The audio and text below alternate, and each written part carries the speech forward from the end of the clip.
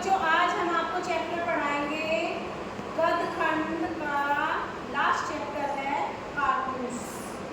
और कारतूस की स्टोरी है जब हमारे देश में आज़ादी की लड़ाई चल रही थी, उससे पहले मुसलमानों का राज था हमारे देश में।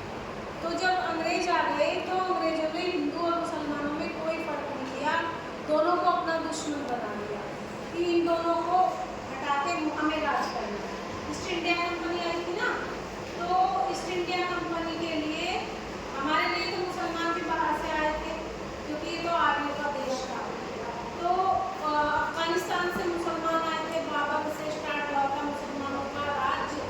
धीरे धीरे बाबर वो अफगानिस्तान से मुसलमान आए और हमारे देश पे धीरे धीरे उन्होंने राज्य कर दिया। उन्होंने ही पर्दा प्रथा चलाई थी हमारे देश में, नहीं तो कोई पर्दा नहीं करता था।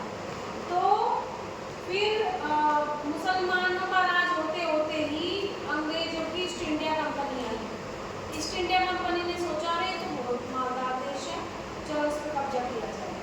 अब हिंदू और मुसलमान दोनों दुश्मन हो गए अंग्रेजों के। अंग्रेजों ने चाल चली और फूट डालो और राज करो, डिवाइड एंड रूल। और उन्होंने जब वो ये सब करते चले आ रहे थे तो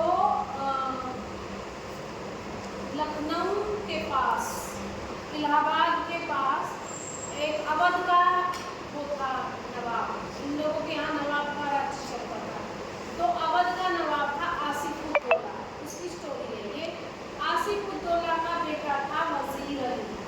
आसिफउद्दौला दो भाई थे, सआदत अली और आसिफउद्दौला। आसिफउद्दौला के यहाँ कोई बहुत दिनों तक संतान पैदा नहीं हुई, तो सआदत अली उसका छोटा भाई था। वो सोचता था कि आसिफउद्दौला के बाद मैं नवाब बनूंगा अवध का। लेकिन बहुत दिनों बाद उनके यहाँ बेटा पैदा हो गया, उसका नाम था वजीर अली। वजीर अली बहुत ही बहादुर व्यक्ति था और उसने अंग्रेजों से मुकाबला किया था।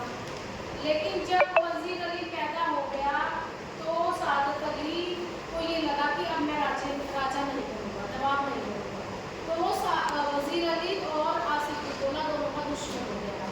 तो अंग्रेज तो ये चाहते थे, अंग्रेजों ने सआदत अली से संधि लड़ी कि हम तेरे साथ मिलके ही इसे मरवाएंगे वजीर अली को और ये राज्य तेरा हो जाएगा। तो अंग्रेजों ने इस पर आक्रमण कर दिया।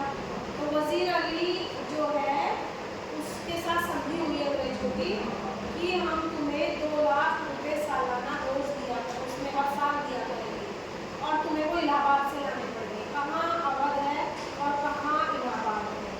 तो वो वहाँ से पैसे लेने जाता था हर साल। तो फिर वो अपनी बात पे नहीं रहते थे अंग्रेज। फिर उन्होंने कहा कि अब धीरे धीरे से परेशान करो और फिर इस पर आक्रमण करके इसे मार देंगे। तो जब वो गया वजीर अली अपने पैसे लेने के लिए साल करके, तो इलाहाबाद के वकील ने बोला कि तुम वहाँ जाओ, बेंगलोर जाओ, वहाँ से लेके आओ, कलकत्ता जाओ, वहाँ से लेके आओ।